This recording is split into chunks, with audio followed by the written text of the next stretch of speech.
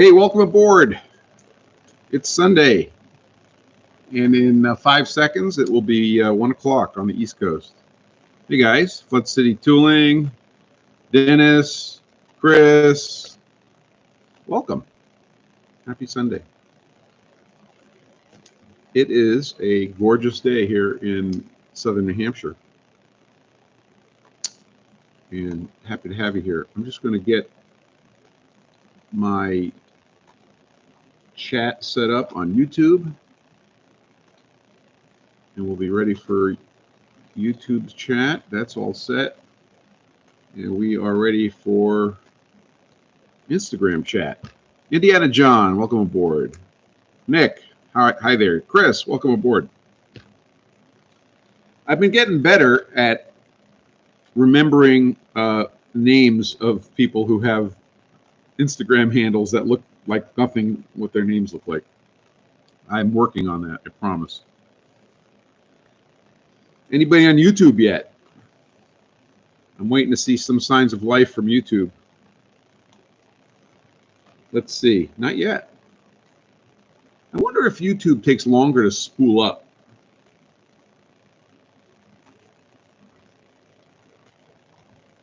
But we're getting there. So how are you all today? I hope you're having a good day. Is anybody here in the Midwest? Are we still having a heat wave? It was a little warm yesterday, and it's going to be a little warm today. But it's not bad. It's not terrible. But I know in the Midwest, just my wife was on a business trip, and just before she came back, it was 100+ degrees in St. Louis. Hamilton Pianos, welcome aboard. I think you're a new name, maybe? Or maybe I just realized you're involved with pianos, which is pretty cool. We have one YouTuber.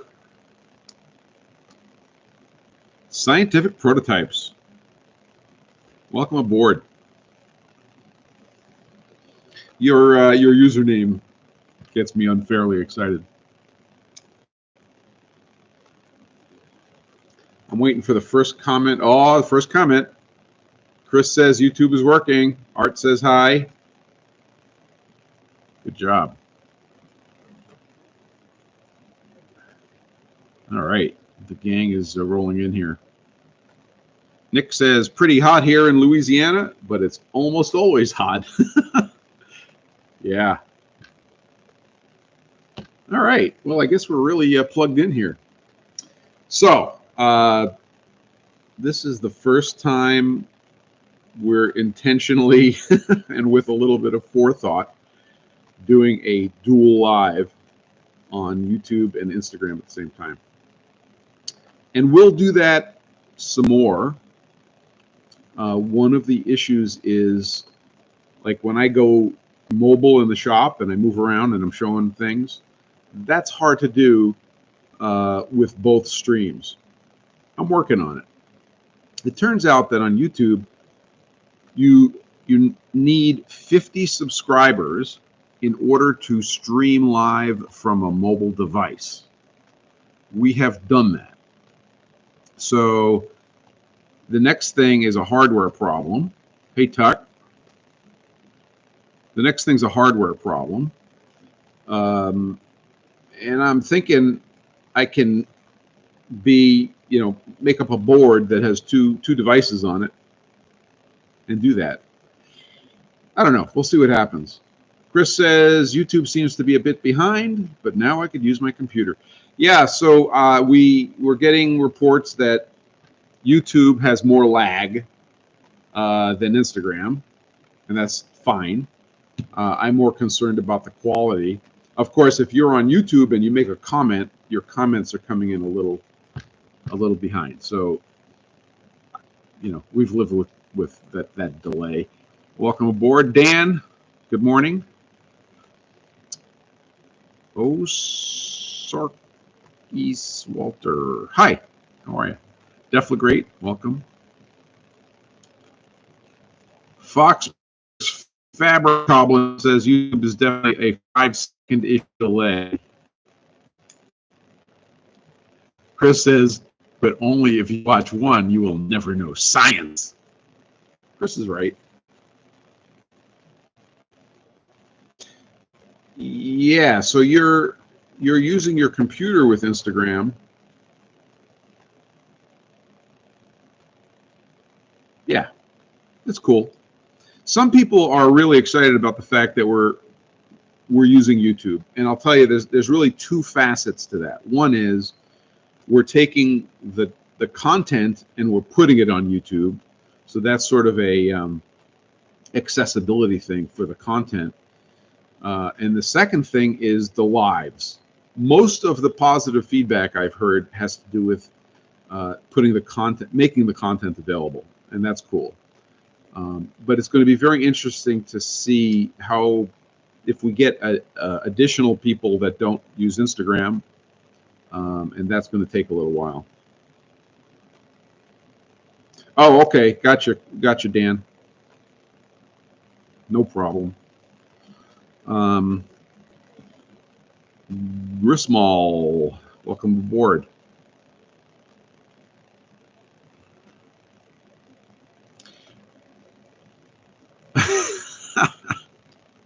So speaking of the ARW, the Amateur Redneck Workshop, we're going to need to get back to showing that some love. So stay in touch on that, Mr. Foxberg.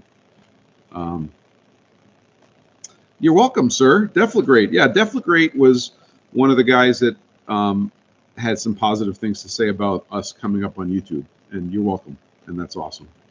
So we got a nice horizontal YouTube picture and a nice vertical Insta picture. So if you're confused as to which one you're watching, now you know. So today is a couple of things on the agenda besides just whatever you guys have to talk about. I want to add to the more rotary table story. There's more, and also I want to talk a little bit about volunteer indexers.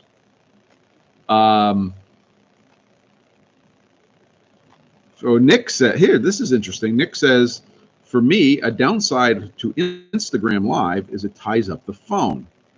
YouTube can be opened in a window while doing other things. True. But you can watch, apparently, Dan is watching the Instagram Live on his computer. It's possible. So we know that. Foxberg says, with respect to the Amateur Redneck Workshop, he says, will do. I got to kick some butts and get it back going, especially now that the bash is over. So speaking of the bash, if you couldn't get out to the bash, which I couldn't this year, even though I've been trying real hard to find a year I can get out there, they had a very successful event. There were some interesting happenings. But I did notice in the YouTube stream, there's a 7-hour video, which I guess is the whole event. And I plan late, probably late tonight. I'll scan through it and see what happened. But it looks like they had a lot of fun and had good weather. Tuck Garage says, I would love to do /see more Amateur Redneck Workshop discussions. Take that, Foxberg. That's good news. So, yeah, go give Dan Zinkowski at Bar Z Industrial.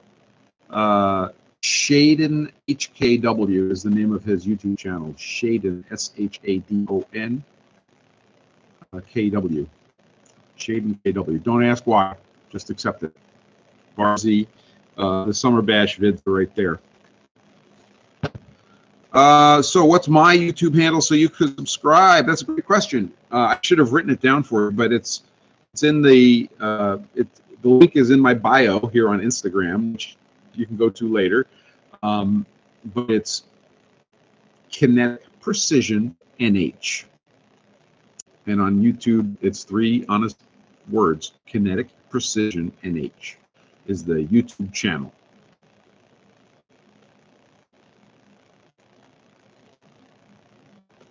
Yeah, Foxberg says the video, half of it is paused with the graphic in between events, but that's what the fast forward button's for, right? So that's cool. Hey, there's my buddy. We're up to 1 atom. I'm going for 3 atoms today. I'm hoping to have a 3 atom count. We'll see what happens. We did have a question come in, so let me elucidate my comment before we take questions. Volunteer indexers. One of the guys said, "Gee, it would be a lot nicer if all those videos." I think there's 63 videos up or something crazy. I know it's over 40. It'd be nice if they were all indexed so we could find stuff easier. You're right. It would be nice if they were all indexed. I'm probably not going back to index the 40 videos. I'm lucky to have 40 videos. So here's what happened. When we did the Instagram Lives, I did not use the option, my mistake, I did not use the option to save to device and then post from the device. I should have, because when I directly shared it to Instagram, it did not save a copy anywhere except inside Instagram. Well, if you've played with Instagram much, go try to download a video out of Instagram. They don't want you to do it. I figured out how to do it, and it's a pain. So of all of the Instagram Live videos that I pulled down from Instagram, there are 4 that are broken. I don't know why they're broken. So I sent a help message into Instagram to see if we can get them unbroken. We might have lost 4 videos completely. They're not available on Instagram. There's a still. You try to run it, it doesn't run. It doesn't play. So we're working on that. Otherwise, the entire back catalog and everything going forward will be duplicated on YouTube, regardless of any other choices we make. Okay, those were my 3 things. So if anybody wants to volunteer to be an indexer, we'll figure out how to make that happen. Yeah, Chris. Chris says, you sent a help message to Instagram, and then he laughs maniacally. Yeah, I did. It's better than nothing. I don't expect it to result in a fantastic result. Okay, so yes, and the comments live on the YouTube side. That is true, and we lose the comments on the Instagram side. And one of the reasons I repeat the question, you always see me repeating the question, and you're looking at the stream going, hey, everybody's looking at the stream. Why are you repeating the question? Because when we save or publish the video, all of that chat is lost. On YouTube, all of that chat is kept. Just looking out the window. Okay. So that's an excellent point, Tuck Garage. So if you want to do any indexing, there's a way for me to enable particular users to have privileges to go in and do that sort of stuff. So if there's 40 plus videos, that's 40 hours. If you want to do it, let me know.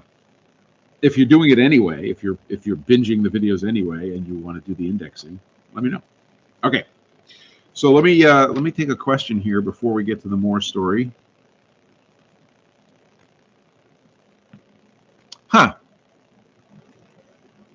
So Indiana John says, have you considered doing this as a podcast? I just started one, and I can help you figure it out. Let's talk. That would be like a third outlet for the content, and I'm totally fine with that. The other thing I want to try to figure out, well, having a guest on Instagram is fairly easy. We've done that. We will do that in the future. Having a guest on YouTube, I think, is coming, but I don't know how to do it yet. And I know that I can't ask a guest to set up what I have set up here and be able to do both. So that's another interesting problem. So there's a whole bunch of you guys on your second cup of coffee saying, when are we going to machining? We're getting here. So that's my list. Talk about machining. So we're going to follow up on our story of last week, in which we learned about my new acquisition of the Moore, I'm learning here, of the Moore rotary table, okay, which has come into lives and is very exciting. So one thing that's exciting about this Moore rotary table is its 3-digit serial number. So my suspicion was that the 3-digit serial number indicated that this was an early model. I think that's a reasonable thing to assume. But then I started talking to Tom Lipton, Stefan Gottsvinter, there's one other guy, and I started. They basically said, "Hey, I have one, and I started saying, "Please send me a picture of the upper right corner of your calibration chart, because the upper right corner has the date of calibration and has the serial number." Hey, John, GLG Knife Works is with us. So I started getting that input. Tuck Garage says, "More we have to listen to?" Yes. So what I figured out was there was no correlation. There was no good correlation between serial number and the date of calibration. So I figured out that maybe it was recalibrated a couple of times. So those were questions, and I still didn't know the date of its birth. Is the one other guy Robin? Yeah, I did communicate with Robin on it, but I did not on serial numbers and stuff like that. But he has some interesting things to say. Robin said, and I think I'm quoting here, he said that he had to, I can't quote him, but he basically said he spent some time convincing the Moore guys that it's safe to use precision ground flat stones on their product. So that was an interesting tidbit. And Robin said that he's been in Moore, either getting training or doing a project or something. So he's been in the Sanctum Sanctorum. So that's pretty cool. Anyway, more to come from that. So we have us a 3-digit serial number, okay, and the serial number is 326, LRT 326. So I sent an email to Moore, and I said, I need some help. They said, we know you, and you do need some help. No, they said we could help, and I got a really nice guy who is the service manager at Moore. And I sent them all the information, sent them some pictures. And he had some interesting things to say. He sent me an email back. Okay. And in which he says, hello, Spencer. We'll do some checking, but at first glance, it appears to be a plus or minus 6-second table. So apparently, making a unit that was a plus or minus 6-second table was normal. He said the special would indicate it was lapped to a best effort tolerance attempt for plus or minus 2 seconds. So apparently that was an option you can ask for. And when he says the special, he means right over the serial number is the word special. And my theory was that this meant a higher tolerance device. And see previous live and see previous posts.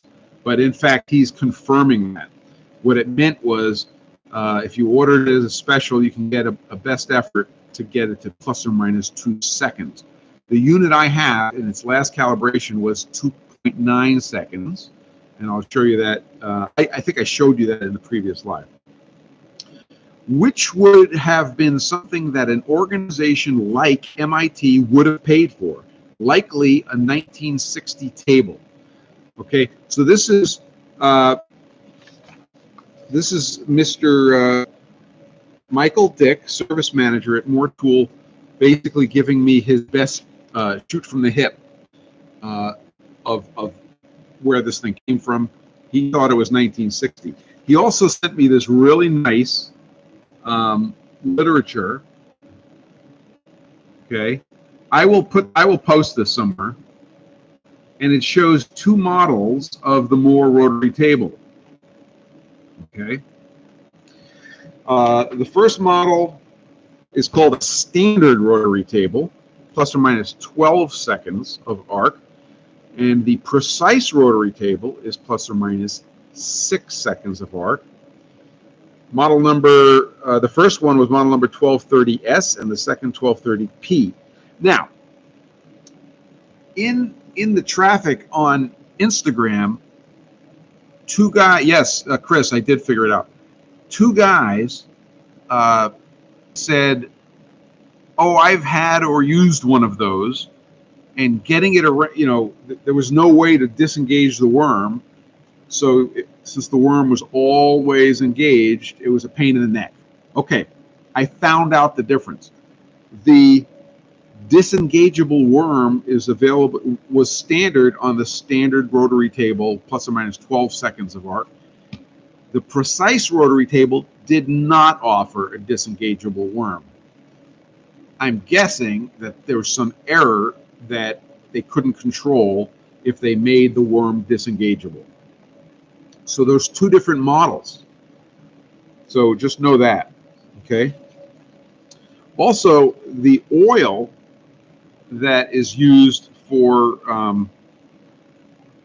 it is specified as Socony, which is an oil brand, 1409 oil. I went through this with the grinder, and I believe this is the same oil that Okamoto was recommending, and they also said, yeah, just use Vactra number 1.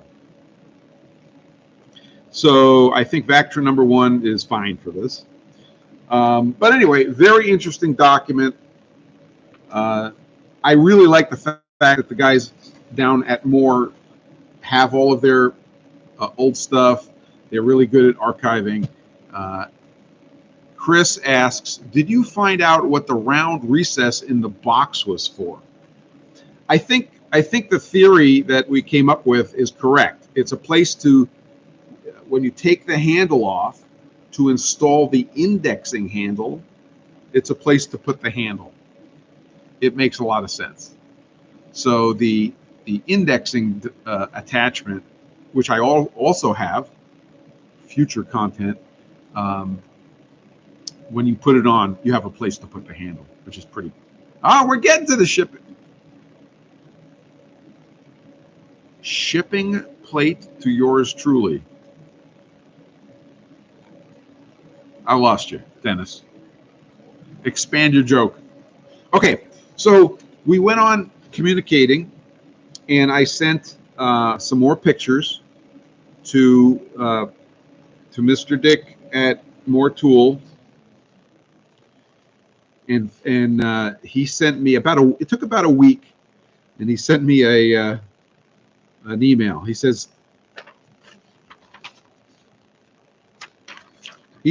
"Hi, hello, Spencer. Found these notes. Looks like it was new in 1958, but could not find any record of the 1969 recal or recalibration. There are notes of that nature for other tables, but not for this one. That's unfortunately all we could find on it." So he sent this nice picture. Oh yes, of course, Dennis. I will ship it. I will ship it to you as soon as possible, but not sooner. So he sent me this nice photograph. Look at this gorgeous book of what appears to be a bound notebook, which was used to send out. Let's see if I can get this. This is the shipping manifest, or the shipping log for the LRT I guess that means large rotary table. And there's the serial numbers. And what do you know? There's number 326. Okay. And it was sold to MIT, which is not a surprise. And that little blue underline right there, that's in the book, that's not mine, says special. Okay.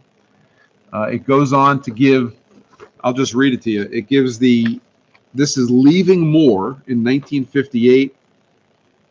It was worm and gear pair, serial number 191. So internally, they had a serial number for the worm and the gear pair. Then it goes on, the gear error was 2.6, I guess that's seconds of arc, and the worm cal was 1.0 seconds of arc. Initialed RC. We don't know who RC is yet. And April 18th, 1958. So I posted a picture to Instagram indicating that we did discover the birthday. And there's the birthday. Okay. So this was super cool. Really nice to get this. Beautiful picture from Moore showing this notebook. You know, naturally, I want to know a million more things about, you know, do you guys have this? Was this notebook somebody else? But in subsequent emailing with him, he said that I said some thanks and some nice words, and he said he would pass it on to the tool makers. So still a class act for a company. Here's a little bit of a zoom in. I'll try to show that to you. Let's say YouTube is getting a good frame here. Okay. And Instagram, there you go. But that's just showing the detail. And of course, Instagram, I apologize for this being flipped, but that's what we got. Okay. So that was so now we have traced this Moore rotary table, LRT 326, from Moore. And oh, by the way, remember, if you go into the Moore book, Foundations of Mechanical Accuracy, this is my shop copy of it, so I can get it all greasy. And the original is on my shelf upstairs, brand new. Yeah, is anybody else experiencing choppy audio? I'm doing the best I can here, folks. So again, page 177 in the Moore book. Here they are making rotary tables. This is lapping in the rotary tables, and then there's assembly line for the rotary tables. And right here you can see a whole stack of them. So we've now traced this rotary table from that room to MIT. And that's pretty cool. So we also know that it went from MIT Instrumentation Lab to Draper Laboratories, because it was basically a name change to name it after Charles Stark Draper. And then we're pretty sure, 100% sure, it went from Draper Labs to Brothers Machinery in North Andover. And then we are sure that it went from Brothers Machinery to this gentleman who I have not named. And then from that gentleman to Todd, Steam Sculpture, and then from Steam Sculpture to me. So we have the chain of ownership pretty well locked down. Now, why do we care about all this stuff? Well, if you go back to our previous live, you'll see that we care about this because it was used right when the Apollo program was heating up. And this was in the program. This was bought by the project at Instrumentation Labs that was working on inertial navigation during the Apollo program. So it had to be used one of two ways: the Polaris missile or the Apollo program. And I'm betting that this was on the Apollo program. Okay. We'll get some So I have reports of some audio choppiness on YouTube. We'll find out if that's in the recording. We don't know. So that's the story on the Moore table, and really nice additional piece of evidence that came in. That's fun. I'm digging it. In a future broadcast, we'll get it up and running. We'll put it on the granite table, and we'll do some stuff and take some measurements. It's a tool. It's meant to be used, so we'll get to that. So that's the story on Moore on the Moore, and that was what I wanted to share with you guys. It's pretty fun. If you're on Instagram and you look and you're on your phone, and in the bottom there's a little question mark in a little bubble, and if you have a question, that's the best place to put it. Second best place is to put it in comments. YouTubers, just put it in the comments. I have plenty of room. It won't scroll off the screen.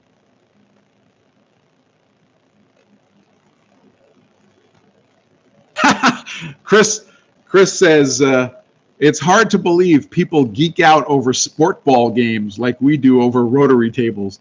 Takes all kinds, I guess. Yeah. Is there something going on a Sunday? I don't know. Thank you, Tuck. Oh, neat. So Nick says, very interesting. I have a couple of interesting Apollo-related estate sale finds. I will shoot you a picture later. Thank you. That sounds pretty cool. I'm going to take a sip of tea, and then we're going to pick up a question here.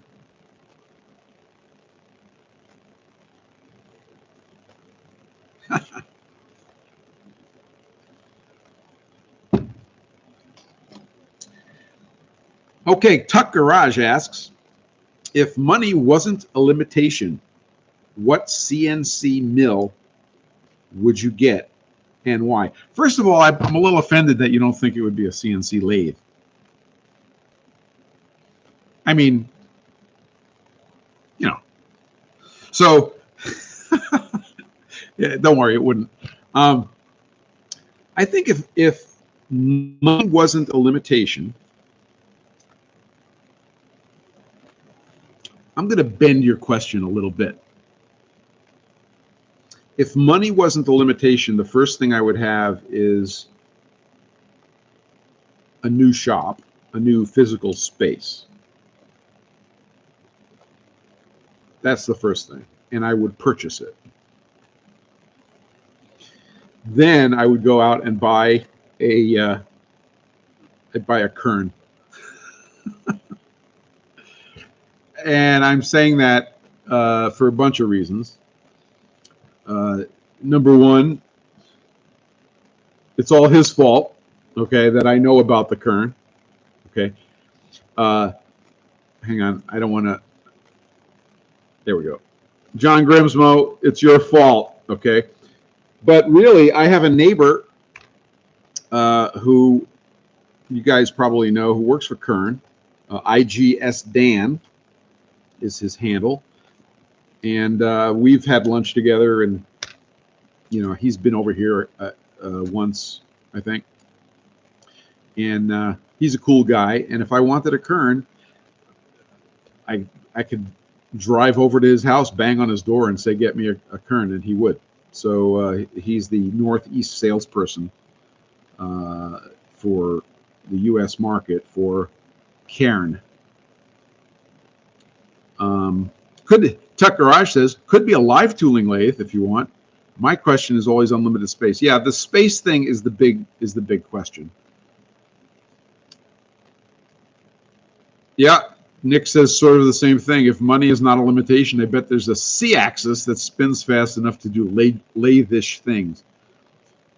And Tuck Garage says, yes, it's John's fault. It's John's fault. But actually, I think it might be John Saunders' fault. Notice that I am sporting, this was sort of, I left it unsaid, a Saunders Machine Works t-shirt. But I think I'm going to blame him also because he dragged,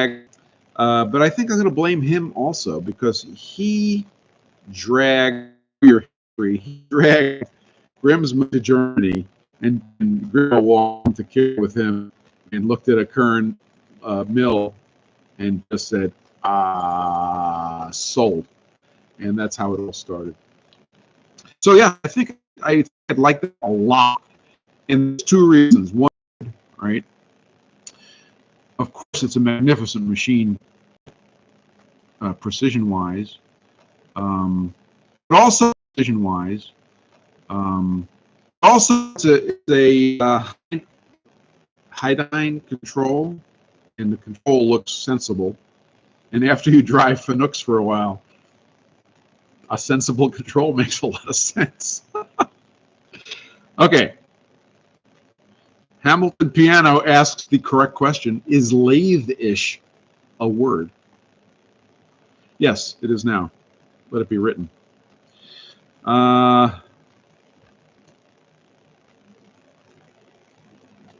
Oh.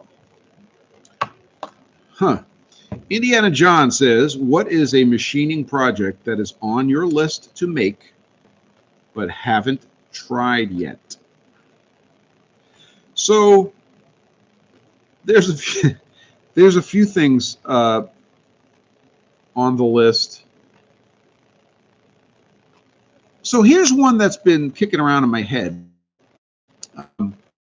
This isn't like top 10, or make a, or maybe they still do. I don't think they do, but they used to make a little tool maker's tool called a tool maker's chair. It's a center finding device that looks like a little chair, and you stick it on the side, on a plate, and you come in with an indicator in your spindle, and you indicate side A and side B, and when those two readings are equal, you are on the center line of the surface of that plate. It's a little simple thing, but it's a machining, hardening, grinding, precision problem, which sounds really cool. Yeah, Foxberg says Ox did one a few years back now. Yes, I know. This is more of an exercise for me. It's an exercise for the student. Yeah, Nick also calls me out on Ox Tools did one. So that's a thing I'd like to do.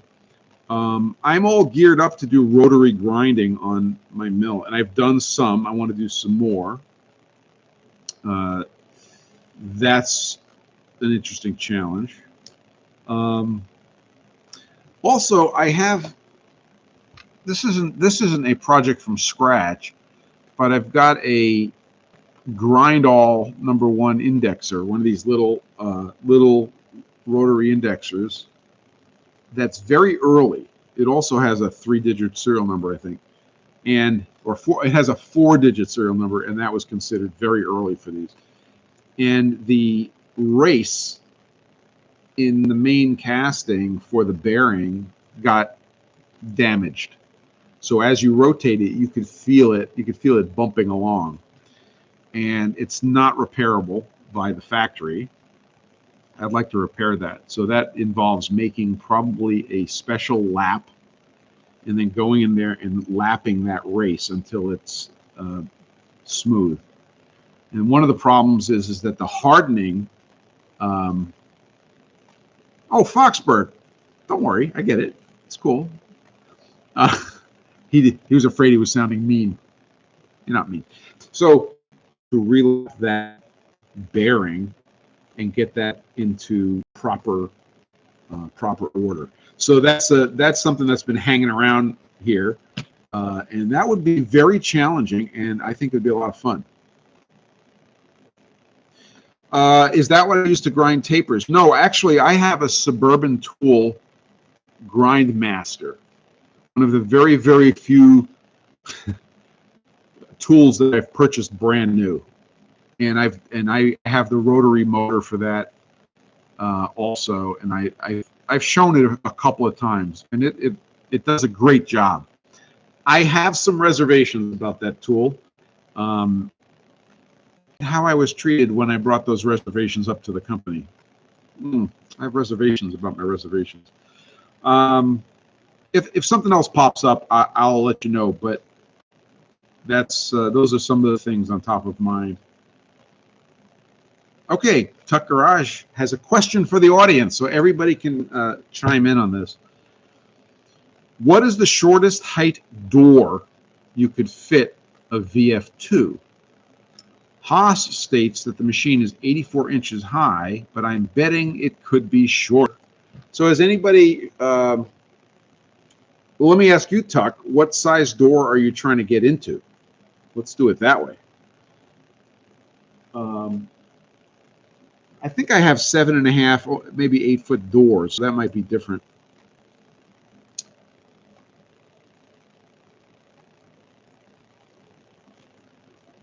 Tarsha Metalworks says, I'd be shocked. That's the size door my mini mill fit through. Nick says, does it have a side mount tool changer? Those are good questions. So when John Saunders visited me a long time ago, you know, those 2 years we lost, not good. Anyway, it was a while back, but he took a tour of the shop. I think he posted a photo from the shop, but we joked about the fact that we could probably squeeze a UMC 500 in here. I'm not sure we could have, but just about. And no, UMC 750. I think the 750 came out first. That's what we were talking about. So a 750 would never really have fit in here. So that was the big joke, that I was going to put a 750 in here. I'm glad I didn't, by the way, for many, many reasons. Tarsha Metalworks says, if it's the same footprint, I can check and DM you, but I think you pull the leveling jacks out, you can get it down to like 79. Check and DM you, but I think you pull the leveling jacks out, you can get it down to like 79 inches. So you know what? Get involved with your rigger also. I hope you have a good rigger. That is crucial. And I'll give a unpaid, not sponsored advertisement for Interstate Rigging. They're out of New Hampshire, southern New Hampshire, but they have some range of operation. The proprietor's name is Ed Wallace, and they're great. Interstate Rigging out of Newton, New Hampshire. All right. So Tuck is trying to get a VF2 in his garage. I think he'll do it. I think that should be easy. Okay, more questions while I take a sip of tea. I will use up the lag time. Come on, give me some good ones.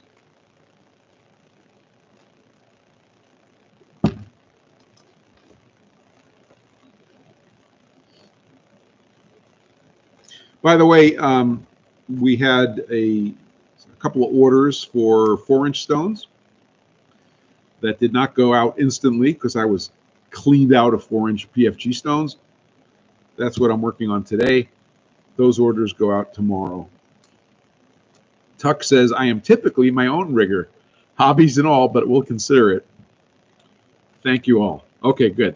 Indiana John says, I rigged all my stuff. It was a good learning experience, and I kind of lucked out, I think. Well, I would like to learn more about that. Tarsha Metalworks says, now listen up, this sounds good. I had a good rigger too, but word of advice, getting a forklift through the door obviously won't happen. They can squeak it under, and if you have a pallet jack, you could snatch it and pull it in, or skates. So I've seen, so what the problem is, the forklift is typically not really low. So I've seen them put the two corners that they squeeze into the door down on skates, and then come back, lift up the front, and skate it in and put it on two more skates, and then you're off and running on skates. Yeah, Tarsha's agreeing. So yeah, that is something absolutely to. So this is why I say talk to. If you talk to a rigger and you say it's a VF2, here's my side door measured, and a picture. Here's my approach. A rigger can diagnose that in a heartbeat, and I think that's a really good idea.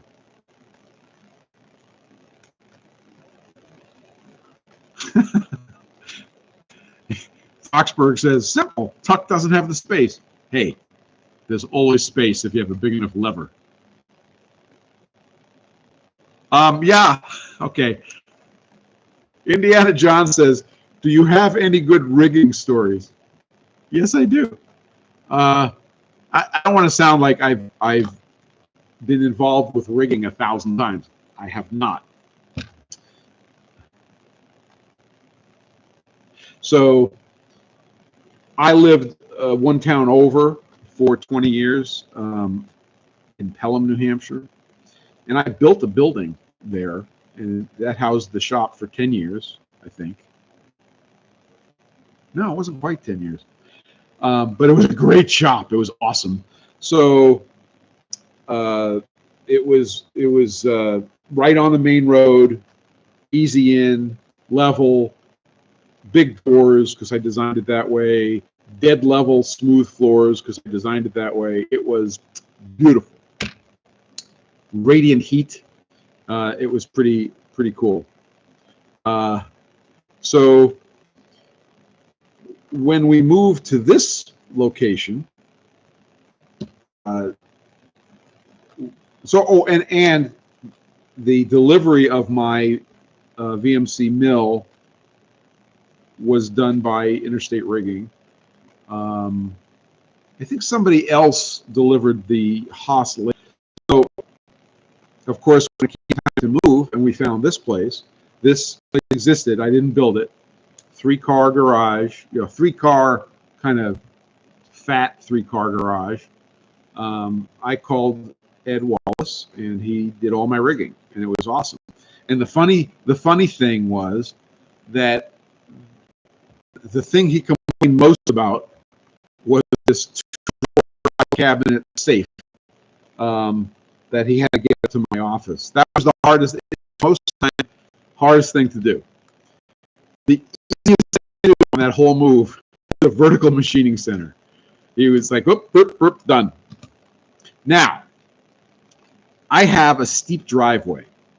I've measured the steepest part of the steep driveway at 11 degrees. This steep driveway also has a curve in it. So as they're bringing my stuff in, that stupid say came in. At the time, I had a vertical piston compressor, Quincy came in, the lathe came, all that stuff came in pretty quick. And the last thing was the vertical machining center. And I noticed Ed out there eyeballing things, okay? And he goes down the hill, and I noticed that he kicked his employee off of the forklift, and he took the vertical machining center up the hill. So I'm standing, and I have pictures of all this from years and years ago. I'm standing there watching, and the VMC is coming up the hill, and Ed is at the controls, and all I heard was, the motor on the VMC.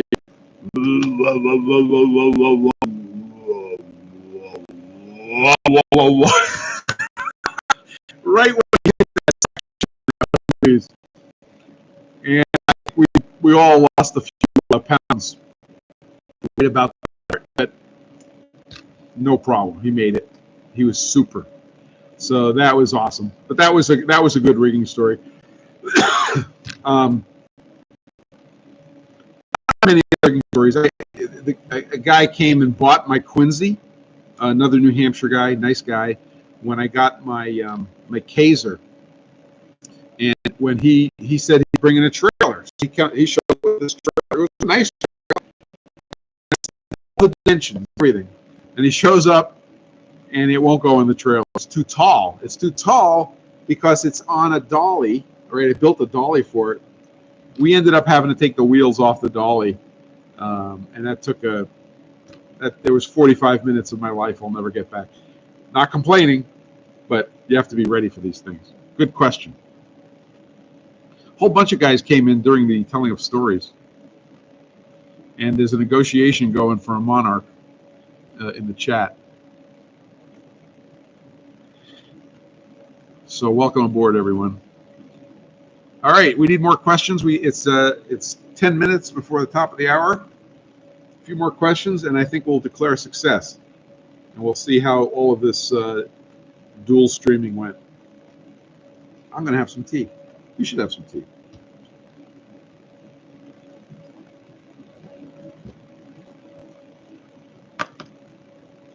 I wonder who's going to be the last guy to join just before we hit the off button today. So what else is going on here? Let's see, we just got Mr. I can't pronounce your very complicated name. Hello, sir.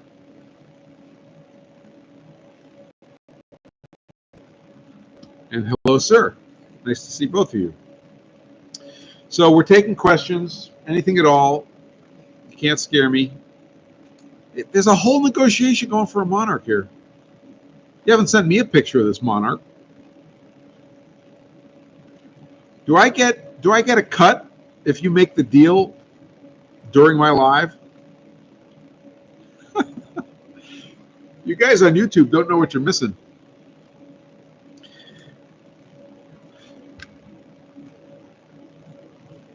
Oh, so Dennis says he bought a Peter Walters lap. Oh, so Dennis says he bought a Peter Walters lap together with a friend. Uh-oh. I'm dangerous stuff happening here. That's awesome. I hope you will share some pictures. How do you deburr parts? Do you have a vibratory tumbler? No. I have 4 vibratory tumblers. I have one in the basement, little one, but I have 3 big ones. They're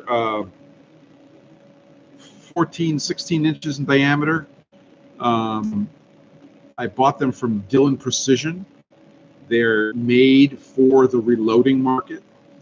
And I have one set up with either plastic or ceramic media, one set up with polishing media for aluminum, which I've played with but I haven't used in production. And I don't remember what the third one's doing. So yes, I use a vibratory tumbler. Wes says he came over from YouTube. The sound was getting pretty choppy. We're going to look into that. Foxberg says the InstaFeed is way cleaner. Thank you. That's why we're here. This is engineering, folks.